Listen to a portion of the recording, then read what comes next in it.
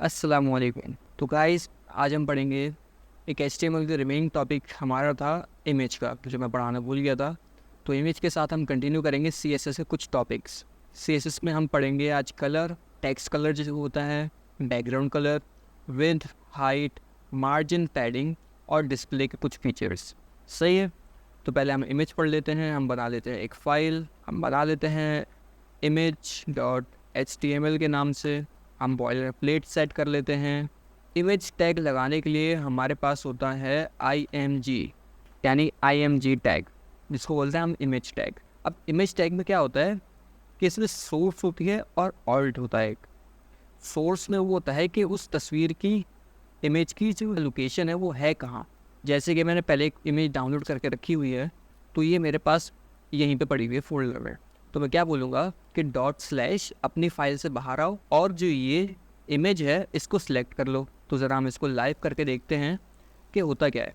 तो खुले देते हैं तो सही हम देखते हैं कि हमारे पास एक इमेज आ गई है। मैं थोड़ा जूम आउट करूँ। ओके, ये है हमारे पास एक इमेज। सही, गुड। और ऑल्ट क्या है ये चीज़? ऑल्ट क्या है? ऑल्ट हम देखते हैं। ऑल्ट इसलिए होता है कि बिल फर्स्ट इमेज यहाँ पे हमने डाल तो दी। बाज़ औक़ात ही होता है कि हम इमेज जो होता है वो लेते हैं नेट से। जैसे मैं आपको बता देता हूँ, तो हम कोई सी भी इमेज उठा लेते हैं। ये इमेज उठा लेते हैं, इसको राइट क्लिक किया, कॉपी इमेज लिंक, अपने VS स्टूडियो कोड में गए, सोर्स की जगह ये लिंक पेस्ट कर दी। सही है जी। अब हम देखते हैं हमारे पास ये इमेज आ गई है। अब बिल फर्स्ट हमारे पास नेट नहीं चल रहा या लिंक में कुछ गड़बड़ आ गई, जैसे मैं इसको खूब जानबूझ के कर देता हूँ। तो देखिए उसकी जगह क्या आ गया, इमेज में उसकी जगह आ गया एक इमेज लिखा हुआ आ गया हमारे पास। ये क्या है? ये ऑल्ट है इसका। अगर मैं लिखूँ इमेज नहीं आ रही, तो यहाँ पे लिखा आ जाएगा इमेज नहीं आ रही। क्यों? क्योंकि जब इमेज कैच नहीं होती तो उसकी जगह उसका ऑल्ट शो करवा देता है, और जब इमेज शो हो जाती है तो वो ऑल्ट हो जाता है गायब। सही है जी। अच्छा, ये इमेज तो बड़ी नज़र आ रही है, हम चाहे थोड़ा छोटा हो जाए या थोड़ी और बड़ी हो जाए तो उसके लिए होती है। इसके अंदर ही हम देते हैं इसकी विद यानी चौड़ाई। ये जो हिस्सा होता है ये होता है विद कितनी हो? तकरीबन 400। जैसे 400 पिक्सल बड़ी कर दी। अब मैं बोलूँ कि भाई 900 पिक्सल विद हो उसकी, तो इसने 900 पिक्सल विद कर दी। लेकिन हाइट तो बड़ी हो रही है, मैं चाह रहा हूँ हाइट छोटी हो जाए और विड्थ में बड़ी हो। तो उसके लिए हाइट का कीवर्ड भी आता है हमारे पास। हाइट कितनी होनी चाहिए? हाइट 400 कर देते हैं, तो हाइट 400 हो गई और विड्थ 900 ही है हमारे पास। ओके, हाइट को 100 कर दें, 100 भी हो जाएगी। सही है। तो हमने यहाँ पे इमेज का टॉपिक कवर कर लिया। सही है जी। अब हम एक H1 लिख लेते हैं। H1 लिख लेते हैं ज़ुहैब खान। सही है जी। अब हमें CSS कवर करनी है। अच्छा, हमारे पास CSS जो होती हैं वो 3 किस्म की होती हैं, मैं आपको ज़रा बताऊं। एक होती है इनलाइन CSS, एक होती है इंटरनल CSS, एक होती है एक्सटर्नल CSS। एक एक को इम्प्लीमेंट करके देखते हैं। इनलाइन CSS क्या होती है? इनलाइन CSS होती है कि हम किसी भी टैग के अंदर बोलें कि हमें स्टाइल लगाना है इस पर, तो ये हम इनलाइन CSS कर रहे हैं, यानी टैग के अंदर कर रहे हैं। सही है, ठीक है जी। इसको कर लेते हैं। हमारे पास है पहली प्रॉपर्टी, क्या है? कलर की। कलर पढ़ते हैं, कलर क्या होता है। हमने बोला कि भाई इसका जो कलर है वो हम कर देते हैं इसको एक्वा।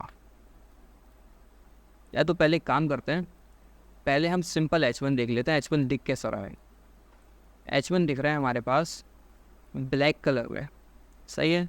हमने बोला कि भाई हम इसके अंदर स्टाइल करना चाह रहे हैं। हम बोलते हैं कि भाई जो कलर है वो हो जाए लाइट कोरल। तो उसने कलर चेंज कर दिया। मैंने बताया था कलर जो होता है वो होता है टेक्स्ट का कलर। सही है, ये है टेक्स्ट का कलर। ठीक है भाई। इसके अंदर हमारे पास होता है कलर क्या देना है और उसकी वैल्यू होती है हमारे पास। जो भी चीज़ हम करेंगे तो एक प्रॉपर्टी होगी और एक उसकी वैल्यू होगी, सही है। और यहाँ पे ये एंड होगा, इस सेमीकोलन का मतलब होता है कि यहाँ पे बात ख़त्म हो गई। अब आगे बढ़ते हैं, तो हम बोलते हैं कि भाई एक बैकग्राउंड कलर भी लगा दो। बैकग्राउंड कलर लगा दें, ब्लैक लगा देते हैं। बैकग्राउंड कलर हम ब्लैक लगा देते हैं। इससे हमारा हो गया कलर, हम कंप्लीट कर लिया हमने। अब हम बैकग्राउंड कलर के ऊपर आ रहे हैं, तो हमने बोला कि कलर जो है वो लाइट कोरल रहे और बैकग्राउंड कलर ब्लैक रहे। कलर तो लाइट कोरल ही है, लेकिन बैकग्राउंड कलर क्या कर दिया, ब्लैक कर दिया इसलिए। सही है मेरे भाई, यहाँ पे ख़त्म हो गई हमारी बैकग्राउंड कलर की बात। अब H1 की बात कर रहे हैं, तो इसके अंदर हम फॉन्ट साइज़ की भी बात कर लेते हैं। फॉन्ट साइज, फॉन्ट वेट, फिलहाल यही फॉन्ट साइज और फॉन्ट वेट, ये दो चीज़ें क्या है भाई, थोड़ा जूम आउट कर लेते हैं। गुड। तो ये एक्चुअल H1 ना, इसका साइज़ इतना होता है, लेकिन हम चाह रहे हैं कि हमारा H1 थोड़ा बड़ा दिखे, थोड़ा मोटा हो, थोड़ा बड़ा हो, यानी इस साइज़ से बड़ा ही हो। तो हम बोलेंगे कि हमारा जो फॉन्ट साइज़ है, अब इसमें बाय डिफ़ॉल्ट जो होती हैं हमें कुछ वैल्यूज़ दी जाती हैं, large, larger, medium, small, smaller, extra large, extra small, double x large यानी डबल एक्सएल और डबल एक्स एस यानी डबल एक्स्ट्रा स्मॉल। और उसके अलावा हम पिक्सल में वैल्यू दे सकते हैं। पिक्सल में कैसे, जैसे 20 पिक्सल, px फॉर पिक्सल। अब देखिए 20 पिक्सल कितना है, सही है, हम 70 पिक्सल दे दें। 70 पिक्सल दे देंगे तो और बड़ा हो जाएगा, सही है। 170 पिक्सल दे देंगे और बड़ा हो जाएगा, सही। ये हो गई फॉन्ट साइज़ की बात। भाई फिलहाल 50 भी सही लगेगा, आई थिंक सो, सही, गुड। हमारा फॉन्ट साइज़ है 50, ठीक है जी। फॉन्ट वेट क्या होता है, अब ज़रा और पीछे थोड़ा सा और की बात है। अब ये देखिए कितना बोल्ड हुआ भाई, यानी थोड़ा सा मोटा है ना ये, हर एक लेटर देखें इसका बोल्ड है। बोल्ड मीन्स थोड़ा वाजे है, थोड़ा मोटा है। तो हम चाह रहे हैं कि ये और बोल्ड हो जाए, तो हम कहते हैं फॉन्ट वेट। अब फॉन्ट वेट में हमारे पास 900 से वैल्यू आती है, 100 to 900, सही है। 100 लाइट बोल्ड होता है, जैसे देखिए ये लाइट बोल्ड है। अब इससे ऊपर आएंगे 200 पे थोड़ा और बोल्ड होगा, इसी तरीके से 400, 500, 300 एंड समथिंग 500 पे इतना है। और हमारे पास टोटल वैल्यू होती है 900 तक। तो 900 पे इतना बोल्ड है, 600 पे इतना बोल्ड है, एंड सो ऑन 200 पे कितना है, ठीक है जी। ये आ गई बारी हमारी फॉन्ट वेट की, सही है जी। यहाँ पे हो गया हमारा फॉन्ट वेट और फॉन्ट साइज़ ख़त्म। अब बारी आती है विड्थ और हाइट। हमने इमेज में विड्थ और हाइट की तो बात कर ली थी, अब इसको CSS में कैसे करते हैं, ठीक है। हम एक इमेज टैग लगा लेते हैं, इसकी सोर्स हम बोलते हैं अपनी फाइल से बाहर आओ, और ये लोगो डिज़ाइन जो है इसको तुम उठा लो, सही है, उठा लिया। अभी थोड़ा वाज़ेह नज़र नहीं आ रहा, तो इसका बॉर्डर होता है, जैसे मैंने टेबल में, बॉर्डर इसमें नहीं होता, सॉरी, इस स्टाइल में होता है। स्टाइल हम अभी इनलाइन स्टाइल ही कर रहे हैं, इसका स्टाइल हो, हमने बोला कि भाई इसका जो बॉर्डर है, बॉर्डर यानी जो इसकी आउटलाइन है वो कर दो तुम। इसकी विड्थ कितनी होनी चाहिए, जैसे मैं फ़िलहाल तो ब्लैक कर देते हैं। अब देखिए, अब इसकी विड्थ जो है ना, यानी बॉर्डर की विड्थ जो है वो अभी 0 पिक्सल है, सही है। बॉर्डर की विड्थ 0 पिक्सल है, तो हम बोलते हैं कि बॉर्डर की विड्थ 0 पिक्सल नहीं हो, कम से कम 1 पिक्सल तो हो, ताकि हमें नज़र आए, ठीक है। अभी भी शो नहीं हो रहा, तो इसकी एक वजह है, मैं आपको इसको तोड़ के बताता हूँ। ये तो हम शॉर्टकट कर रहे हैं, पहले हम बताते हैं कि बॉर्डर का जो साइज़ है, तो हम बता दें इसका फिल्म बॉर्डर का कलर जो है वो है हमारे पास ब्लैक। सही है कि बॉर्डर का स्टाइल क्या है, बॉर्डर का स्टाइल है हमारे पास सॉलिड। अब देखिए हमारे पास काफ़ी सारे स्टाइल हैं, सॉलिड है, रिज है, इनिशियल, इनहेरिट। इनहेरिट तो अपने पेरेंट्स से इनहेरिट करता है, हिडन मीन्स गायब हो जाए, डबल मीन्स दो लाइनें आ जाए, dotted mean dot dot dot dot, और dash means dash dash line आता है। तो हम फिलहाल प्लेन लाइन चाहते हैं, तो प्लेन लाइन के लिए होता है सॉलिड। तो देखिए इसने बाय डिफ़ॉल्ट ही 1 पिक्सल की विड्थ रख के हमें इसका बॉर्डर दिखा दिया है। सही है, बहुत अच्छा। लेकिन हमें इतना सब लिखना पड़ रहा है, तो हम इसका शॉर्ट फॉर्म करते हैं। हम सबको बोलते हैं भाई तुम नहीं हो, हम बॉर्डर में ही सब कर लेंगे। बॉर्डर में आए हम, ठीक है, बॉर्डर में आए, हमने बॉर्डर को बोला ओके, इसका गायब हो गया, तो हम ज़रा कर लेते हैं इसका। हाँ, तो हमने बॉर्डर को बोला कि भाई 1 पिक्सल का बॉर्डर की विड्थ हो, उसका जो स्टाइल हो सॉलिड, और उसका जो कलर हो वो ब्लैक। तो देखिए इसने 1 पिक्सल का हमें एक बॉर्डर दे दिया। अगर मैं बोलूँ कि हमें 1 पिक्सल नहीं, हमें 5 पिक्सल चाहिए, तो वो 5 पिक्सल की बॉर्डर हमें प्रोवाइड कर देगा। सही है, इससे क्या हुआ, हमें इसका पता चल गया कि ये कितना बड़ा है, क्योंकि वाइट पे वाइट मैच नहीं कर रहा था। सही है,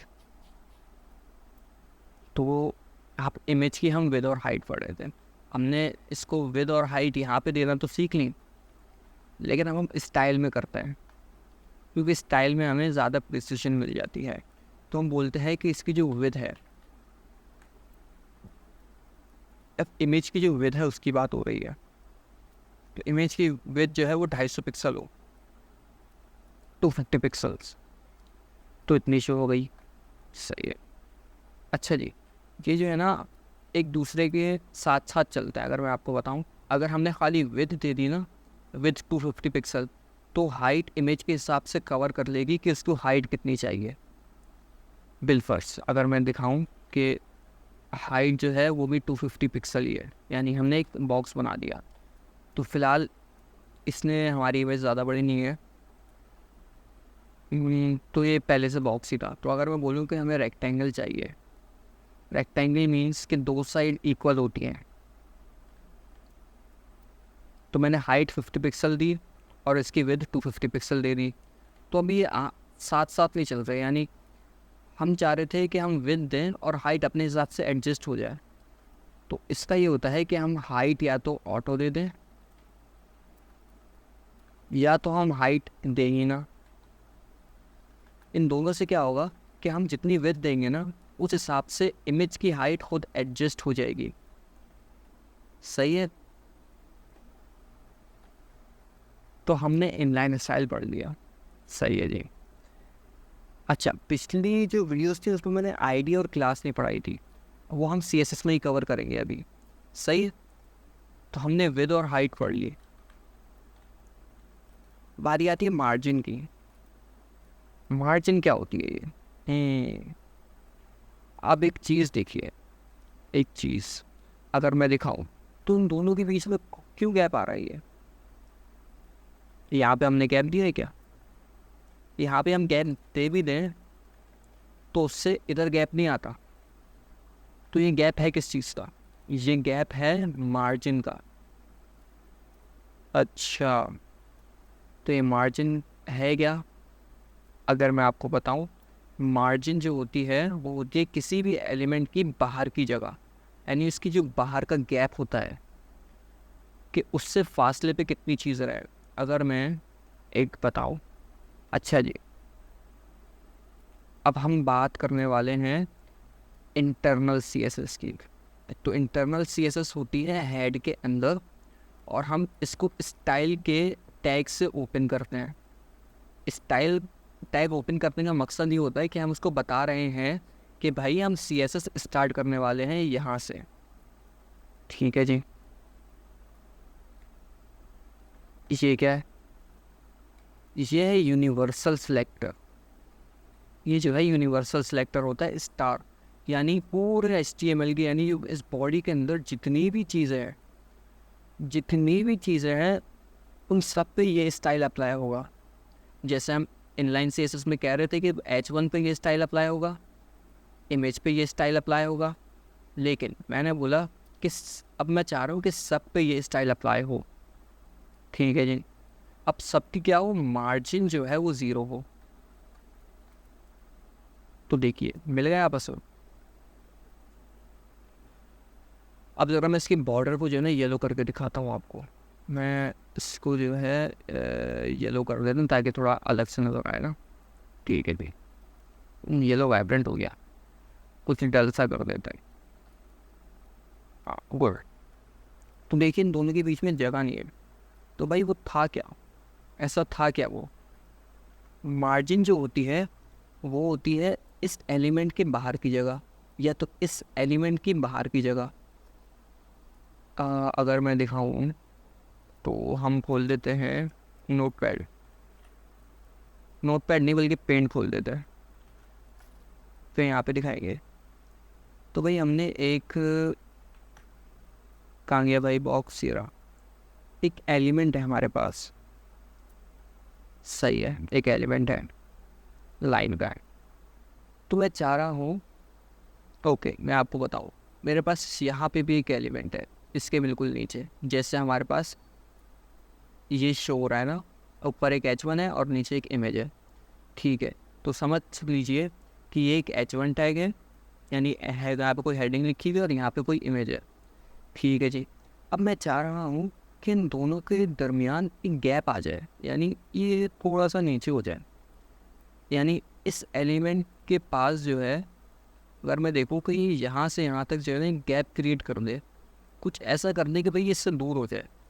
तो यहाँ पे बारी आती है मार्जिन की, किसी भी एलिमेंट को किसी चीज़ से दूर करने के लिए होती है, और मार्जिन जो होती है वो 4 साइड की होती है किसी भी एलिमेंट की। यहाँ पे होगी, यहाँ पे, यहाँ पे, यहाँ पे और यहाँ पे। क्या हो गया, गुड। तो एलिमेंट की चारों साइड पे जो है ना वो मार्जिन होती है, देख सकते हो, टॉप, बॉटम, लेफ्ट और राइट। सही है, ये 4 साइड है, यहाँ पे हम मार्जिन लगा सकते हैं। ठीक है जी, सेम सी के साथ भी होता है।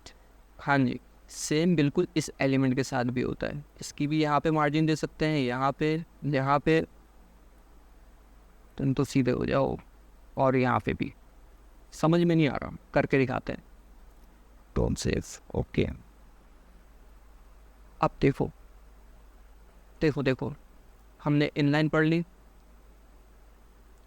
अब थोड़ा जो है हम इंटरनल पढ़ लेते हैं। ठीक है जी, गुड। यूनिवर्सल सिलेक्टर से बाहर आ जाओ। ठीक है जी, हम चाह रहे हैं कि जो H1 है तो हम लिखेंगे H1 को सिलेक्ट करो, कर लिया। अब इसके अंदर हम काम करेंगे H1 के ना, तो जो H1 है ना उसके पास तुम मार्जिन लेके आ जाओ, मार्जिन लेके आ गए, तुम 20 पिक्सल की मार्जिन लेके आ जाओ। तुम देखें क्या हुआ,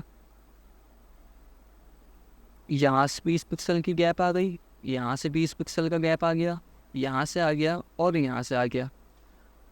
अच्छा, तो जब हम मार्जिन लगाएंगे चारों साइड से गैप आ जाएगा, बिल्कुल चारों साइड से गैप आ जाएगा।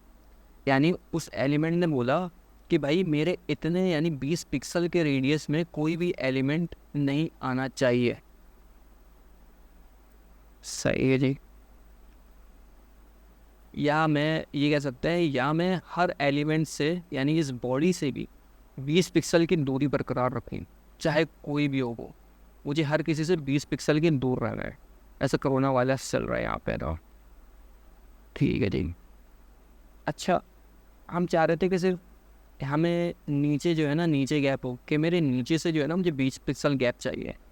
हाँ तो इसका भी है, ये मार्जिन चारों साइड देता है तो हम मार्जिन हटा देते हैं, हम बोलते हैं कि मार्जिन बॉटम जो है, मार्जिन बॉटम जो है वो 20 पिक्सल ले ले।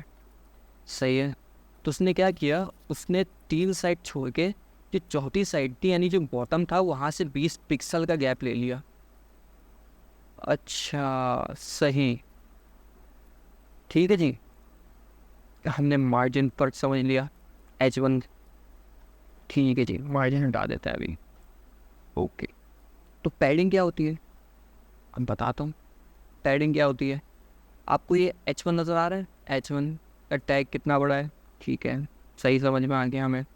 H1 जो एलिमेंट है वो कितना बड़ा आ रहा है, इतना बड़ा आ रहा है। ओके, अब मैं चाहता हूँ कि इसके अंदर गैप पैदा हो जाए, समझा नहीं, बताता हूँ। H1 के अंदर हम पैडिंग लगा दें, पैडिंग हो 20 पिक्सल की।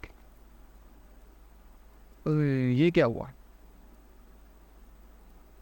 देखो एक चीज़ गौर करो कि अभी हमें H1 के अंदर ही, ये उसका बैकग्राउंड कलर किसका है, H1 का है ना। अगर मैं आपको दिखाऊँ तो H1 जो है वो उसका बैकग्राउंड कलर ब्लैक है H1 का, ठीक है जी।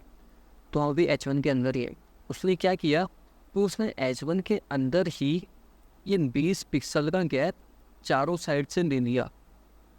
अच्छा, तो सेम ये भी ये मार्जिन के अंदर काम करता है, नहीं, मार्जिन जो होता है एलिमेंट के बाहर गैप देता है, और पैडिंग जो होती है वो एलिमेंट के अंदर गैप देती है।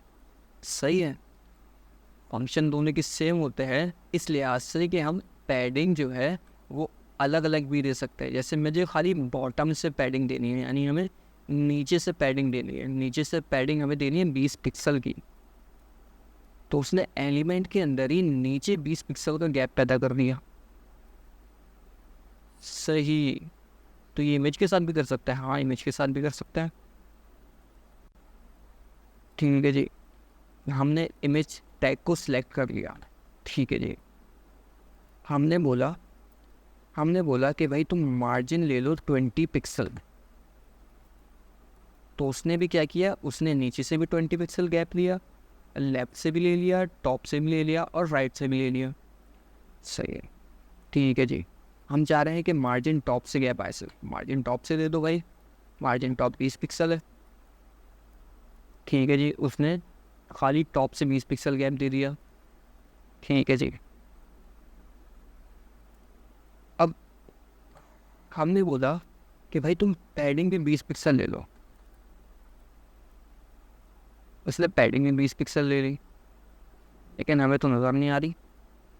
वो यूँ नहीं आ रही क्योंकि इसका बैकग्राउंड कलर वाइट है, और बॉडी का बैकग्राउंड कलर भी वाइट है, और इमेज का भी वाइट है। तो हम क्या करते हैं, हम जो इमेज टैग है ना, इसका बैकग्राउंड कलर दे देते हैं, इसका बैकग्राउंड कलर दे दें हम जैसे ब्लैक।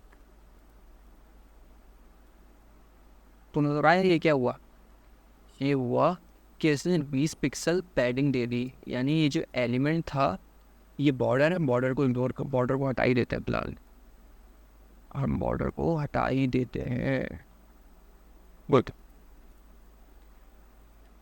तो ये जो हमारे पास एलिमेंट है, ये जो इमेज है हमारे पास, इसने अपने अंदर 20 पिक्सल का गैप दे दिया, और उस 20 पिक्सल के बाद इमेज शो हो रही है हमारी।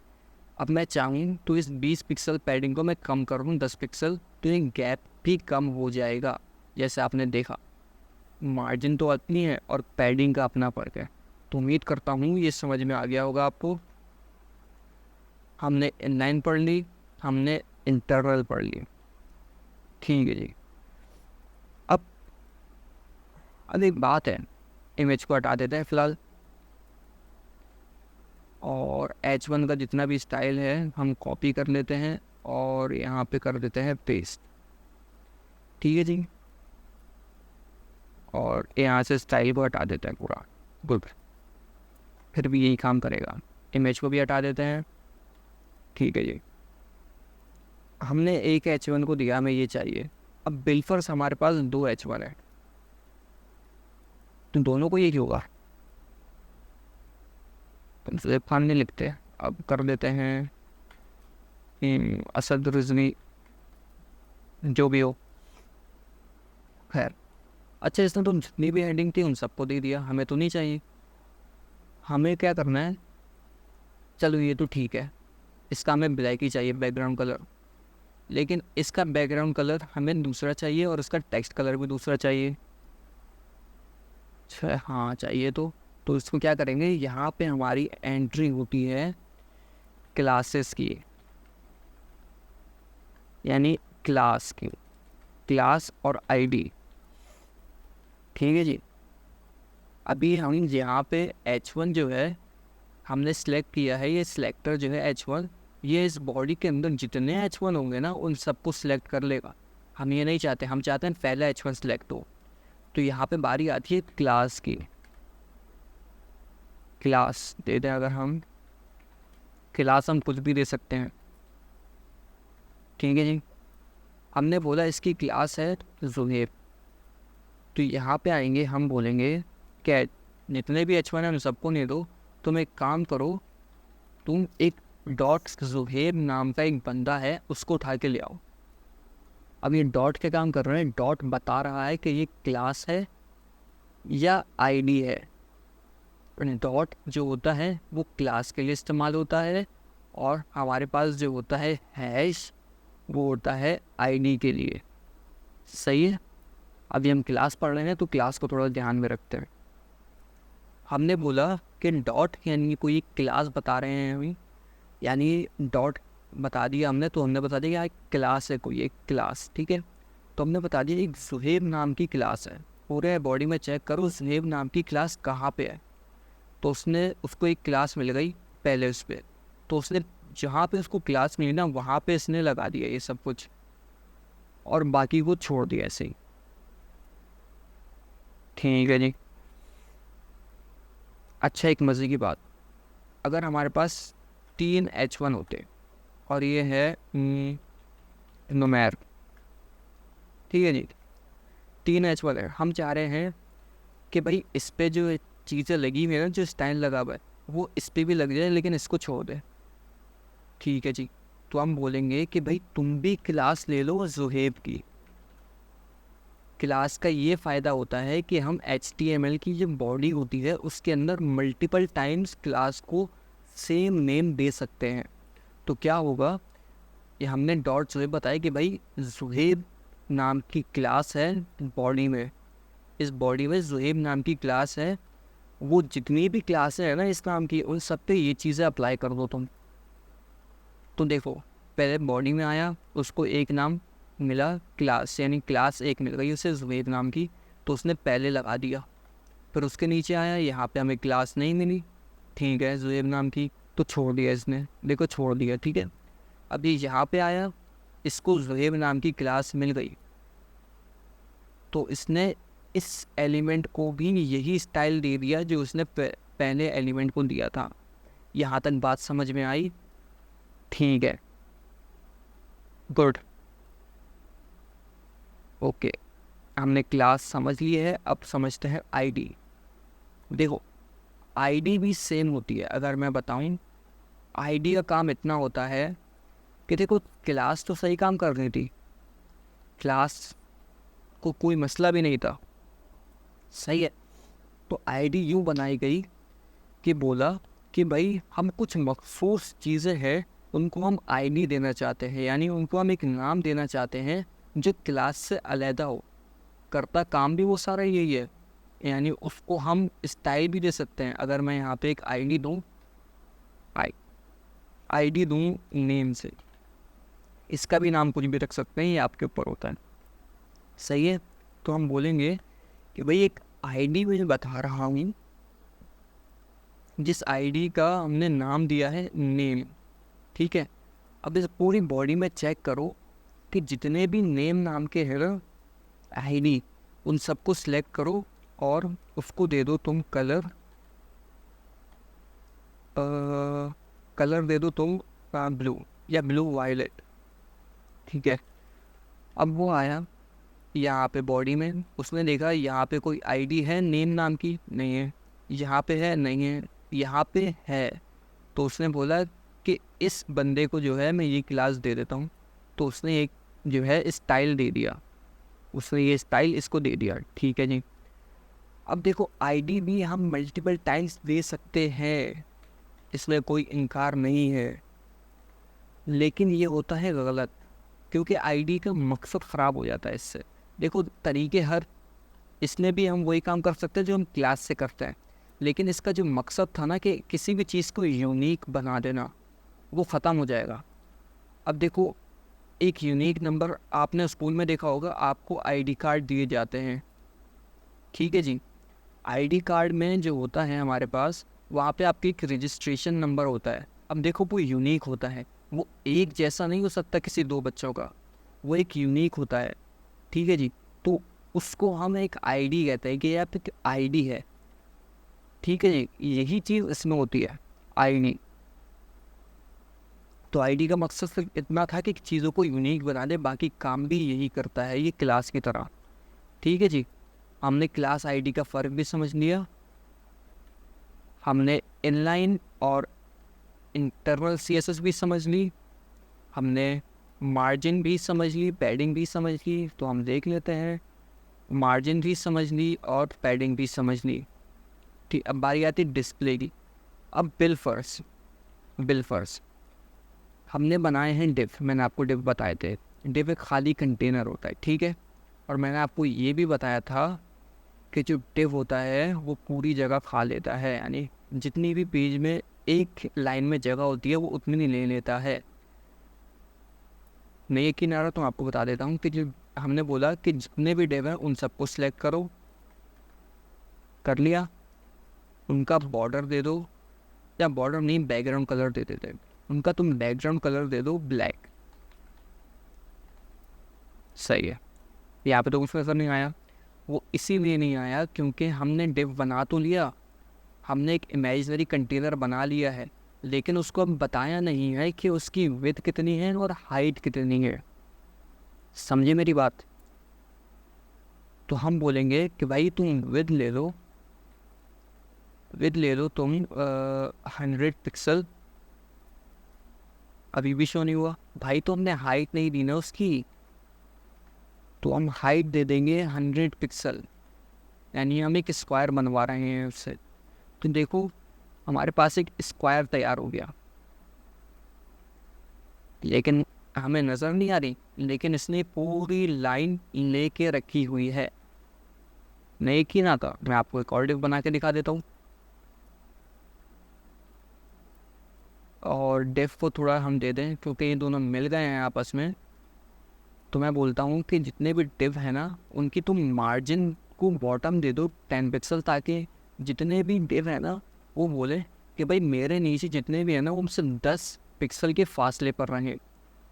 हम लिखेंगे margin 10 pixel, sorry margin bottom 10 pixel. ठीक है जी। तो हमने कहा कि जितने भी डिव हैं यानी 2 डिव हैं वो अपने नीचे जो है ना 10 पिक्सल का फासला रखें जो भी ऑब्जेक्ट मिलता है इनसे। सही है, गुड, ओके। तो देखिए ये इसके साथ क्यों नहीं आया, क्योंकि इसने पूरी जगह लेके रखी हुई है। तो यहाँ पे एंट्री मारता है हमारा फ्लेक्स यानी डिस्प्ले। अब देखो ये दोनों डिव किसके अंदर है, अभी ये बॉडी के अंदर है, तो डिस्प्ले उसको दिया जाता है। एक मिनट मैं डिस्प्ले नन बता दूं पहले। हाँ, तो देखो मैं चाहता हूँ कि जितने भी डिव है ना वो मुझे दिखे नहीं, तो मैं उनको डिस्प्ले कर दूंगा नन। डिव कहाँ गए, डिव तो है ही नहीं।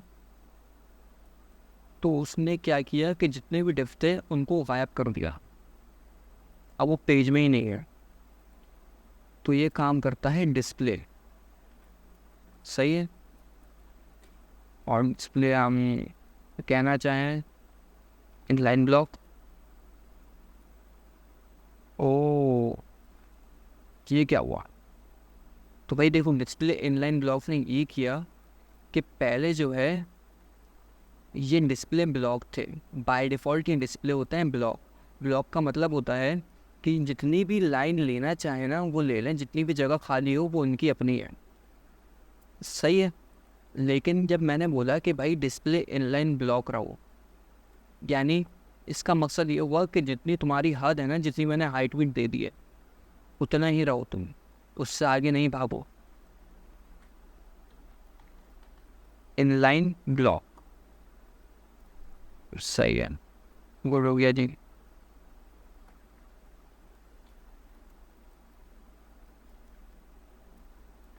ठीक है जी।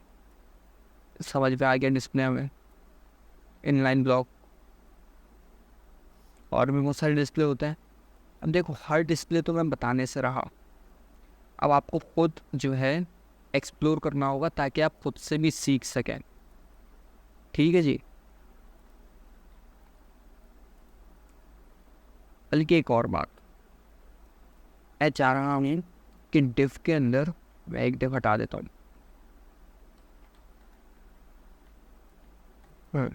इस डिफ के अंदर जो है हमारे पास एक H2 हो, इसने फुली स्ट्रेस कर दिया। ठीक है जी, एक H2 आ गया हमारे पास। ठीक है, अच्छा ये बी आर टैग क्या करता है?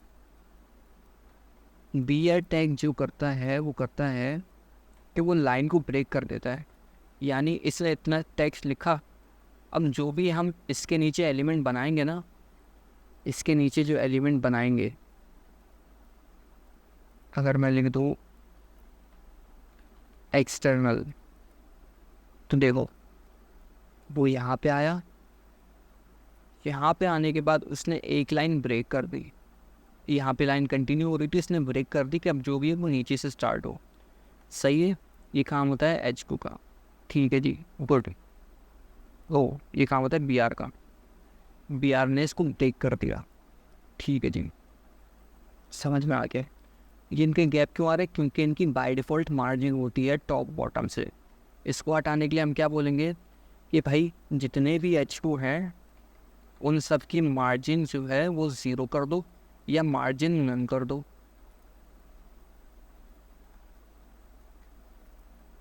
मार्जिन 0 काफ़ी रहेगी, नन इसमें काम नहीं करता, सॉरी। ओके, तो भाई मार्जिन नन कर दो जितनी भी हमारे वो मार्जिन 0 है। 0 मीन्स नन ही हो गया एक तरीके से, कि बिल्कुल ही 0 कर दो उसको। ओके ठीक है जी, लेकिन हम चाह रहे हैं कि H2 भी ब्लॉक, इनलाइन ब्लॉक है, सॉरी H2 भी ब्लॉक है, तो हम चाह रहे हैं कि ये दोनों जो है एक लाइन में आ जाए, एक लाइन में आ जाए। ठीक है, और जो डिव है, मैं डिव को बैकग्राउंड कलर दे देता हूँ, बैकग्राउंड कलर दे देते हैं बिस्क, ताकि कुछ थोड़ा वाज नज़र आ जाए हमें। ठीक है जी, अब ये दोनों जो हैं ऊपर नीचे है, यानी इसने भी पूरे एक लाइन ली हुई है और इसने भी ली हुई है। अब ये दोनों किसके अंदर हैं? ये एक पेरेंट कंटेनर के अंदर है, यानी इस पेरेंट कंटेनर के अंदर दो चाइल्ड एलिमेंट हैं। समझे मेरी बात? पेरेंट कंटेनर के अंदर दो चाइल्ड एलिमेंट हैं। ठीक है, अब मैं कहूँ कि आपकी शिकायत लगानी है मुझे, आप अभी चाइल्ड है ना, सही है, मुझे इसकी शिकायत लगानी है, तो मैं किसके पास जाऊँगा? मैं जाऊँगा इस पेरेंट एलिमेंट के पास। इतना कॉन्सेप्ट क्लियर हुआ? ठीक है, अब देखो मुझे इन दोनों को एक लाइन में करना है, मुझे इन दोनों को सीधा करवाना है। अब ये दोनों बहुत अकड़ में चल रहे हैं, अपनी अपनी एक लाइन लिए हुए हैं। मैं नहीं चाहता, मैं चाहता हूँ कि ये दोनों सीधा स्ट्रेट हो जाए बिल्कुल, यानी एक लाइन में आ जाए। तो मैं अब्बू के पास जाऊँगा, यानी इस डिफ एलिमेंट के पास जाऊँगा, इस पेरेंट एलिमेंट के पास जाऊँगा, मैं बोलूँगा कि तुम जो है डिस्प्ले जो है वो तुम फ्लेक्स कर दो। अरे ये क्या, यही तो मज़ा है डिस्प्ले फ्लेक्स का। डिस्प्ले फ्लेक्स बोलता है कि भाई मैं जिसके ऊपर भी लग जाऊँ ना, मैं जिसके ऊपर भी लग जाऊँ तो उसके अंदर जितने एलिमेंट होंगे ना, मैं उन सबको एक लाइन में कर दूंगा, चाहे वो 2 हों या 3 हों। जैसे मैंने तो सोहेब 2 हो, 3 हो या बहुत सारे हों, जितने भी हो मैं उन सबको एक लाइन में कर दूंगा। समझे डिस्प्ले फ्लेक्स की कहानी? सही है, गुड हो गया जी। ओके, अब जो डिस्प्ले फ्लेक्स है, अब इसके साथ हमें 2 प्रॉपर्टीज़ मिलती है, 2 प्रॉपर्टीज़। ठीक है जी, वो भी देख लेते हैं। अब डिस्प्ले फ्लेक्स के साथ मिलता है अलाइन आइटम्स और जस्टिफाई कंटेंट। अब देखो, अगर मैं इस डिव की हाइट दे दूँ 200 पिक्सल, ठीक है, इतनी बड़ी हाइट हो गई इसकी, गुड। अब देखो अलाइन आइटम जो होता है ना, वो एक इधर सेंटर में करता है, यानी ये जो लाइन चल रही है हमारे पास, इस लाइन पे, इस एक्सिस पे इसको सेंटर में लाता है। अगर मैं बोलूँ कि अलाइन आइटम जो है वो सेंटर में ले आओ, तो क्या करेगा, वो इस एक्सिस पे जो है सेंटर में लेके आ जाएगा। ठीक है, हम चाह रहे हैं कि इस एक्सिस पे भी सेंटर में आ जाए। इस एक्सिस पे सेंटर में तो है, लेकिन इस एक्सिस पे नहीं है ना सेंटर में। तो हम जस्टिफाई कंटेंट के पास आएंगे, इसको बोलेंगे कि भाई तुम भी सेंटर में आ जाओ। तो हमने इसको ऐसे भी सीधा कर दिया, यानी हमने हॉरिजॉन्टली भी सीधा कर दिया, यानी सेंटर में कर दिया, और वर्टिकली भी सेंटर में कर दिया। तो ठीक है, अब जस्टिफाई कंटेंट और अलाइन आइटम के पास और भी प्रॉपर्टीज़ होती हैं, इनकी वैल्यूज़ और भी होती है। एक होती है बेसलाइन।